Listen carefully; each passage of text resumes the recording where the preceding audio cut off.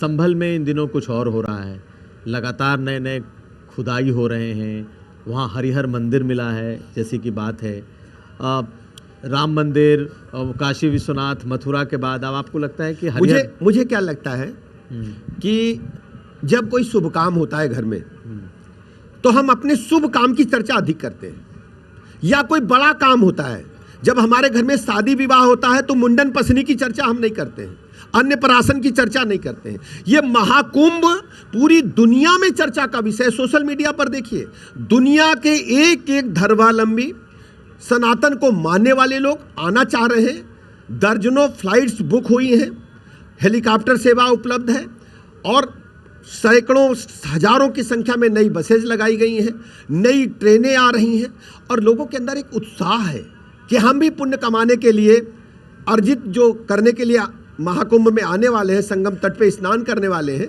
तो उत्साह के वातावरण में इस प्रकार की निगेटिव बातों का कोई स्थान नहीं है। नहीं, ठीक है, लेकिन जब इस कुंभ की चर्चा हो रही है तो कुछ दिन पहले इसी कुंभ में वक्फ की भी चर्चा छिड़ गई थी। आपने भी सुना होगा कि लोगों ने यहाँ वक्फ के भी दावे कर दिए। अच्छा, एक बात बताइए अभिषेक जी, ये कुंभ, महाकुंभ, अर्धकुंभ कब से हो रहा है? क्या लगता है आपको? आप याददाश्त पे जोर डालिए, कब से हो रहा है? नहीं, ठीक है, ये तो पुरातन है, जब सनातन है। कितना दिन? 1000 साल, 2000 साल, 2500 साल, आप जो कहें मान लिया। और वक्फ का इतिहास कितना पुराना है? ठीक है, आप बताइए। 100-125 साल। और ये महाकुंभ संगम तट पे कब से हो रहा है? ये भी बहुत पुराना है। ये कोरी बातें हैं, ये वक्फ की कोरी बातें हैं, ये केवल बकवास है। ये महाकुंभ परिक्षेत्र, संगम तट सदियों से, कोई 2500 वर्ष कहता है, कोई 5000 वर्ष कहता है, ऋषि मुनियों की तप की धरती है, ये तपोभूमि है, ये प्रयागराज तीर्थराज कहा जाता है। ऐसा कोई चिन्ह हमें अभी तक सुनने को नहीं मिला। तो ये जो बातें हुई, जो असदुद्दीन ओवैसी ने जो बातें कह दी, बड़े बड़े कुछ मुस्लिम धर्माचार्यों ने इस बात को कह दी, वो इसलिए कह दी कि आप खबर चलाते हो। नहीं तो आप भी तो बोलते हैं। मैं अगर आप खबर चलाना बंद कर दो, एक धरना नहीं होगा और एक गड़बड़ बातें नहीं होंगी, केवल नाम हो जाएगा और कोई कारण नहीं है। अच्छा काम करेंगे तो देर में नाम होगा, अच्छी बात बोलेंगे तो देर में बात जाएगी दुनिया में। मेरा करबद्ध अनुरोध है, महाकुंभ हम सब के लिए एक गौरवशाली परंपरा को आगे बढ़ाने का एक अद्भुत क्षण है, अलौकिक क्षण है।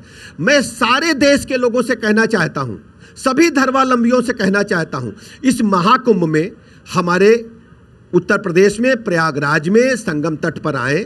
उनकी सेवा के लिए हमारी सरकार पूरी तरह से तैयार है, नतमस्तक होकर तैयार है। उनके आने जाने में, उनके रहने में, उनके प्रवास करने में, उनको पुण्य कमाने में कहीं कोई दिक्कत न हो, मैं जिम्मेदारी के साथ कहता हूं, सारी तैयारियां परिपूर्ण हैं। चलिए, आप कुंभ से इधर उधर, मैं पक्ष विपक्ष को भी आमंत्रित करता हूं, पक्ष विपक्ष सबको, सभी को आमंत्रित करता हूं। मैंने तो ईमेल ने कहा, तो विपक्ष ने तो कहा कि विपक्ष ने हमारी तो यही संस्कृति क्या कहती है, हमारी संस्कृति क्या कहती है, अगर हमारा बच्चा 6 महीने में घुटुओं चलने लगता है, गांव में अगर आप देखेंगे तो, अब शहर में तो वाकर आ गया है, लेकिन हम लोग गांव से आते हैं तो 6 महीने में जब घुटनों चलता है, चींटी उसके नीचे आ जाती है, तो माँ और दादी कहती है राम राम राम राम, चींटी को आटा डाल के आओ। आप समझ रहे हैं ना?